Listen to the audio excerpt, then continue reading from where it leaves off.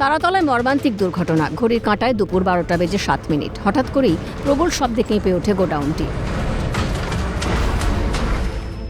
25 জনকে উদ্ধার করা গেছে। এখনো পর্যন্ত মৃতের সংখ্যা 5।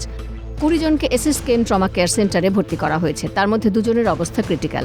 বেশিরভাগই বিহার থেকে আগত শ্রমিক, বললেন মুখ্যমন্ত্রী শুভেন্দু অধিকারী। এখন অব্দি মোট 25 জনের রেস্কিউ করা গেছে, তার মধ্যে 5টা ব্রড ডেথ আছে আর 20 জনকে এখানে অ্যাডমিশন দেওয়া হয়েছে।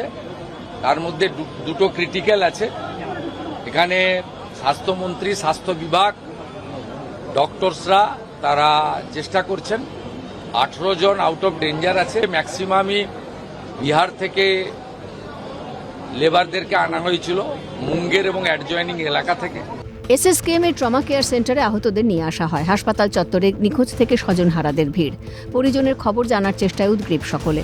কেউ জানালেন তার আত্মীয় ঢালাইয়ের কাজ করত, কেউ বা বললেন তার স্বজন পাইপলাইনে কংক্রিটের কাজ করতেন। আমরা স্পটে যাই না, আমরা বাড়ি থেকে ডাইরেক্ট এখানে এসেছি। আমার আত্মীয় ঢালাইয়ের কাজ করতো। জামাইবাবু কি নামটা? খালেক সর্দার। আপনি কি ঘটনাস্থলে গিয়েছিলেন? আমাদের লোক আছে, কি কাজ করতেন উনি? পাইপ লাইনে কংক্রিট কাজ করে। আমার জামাইবাবু আছে এবং আমার জামাইবাবু পাড়া আরো 3 জন লোক আছে।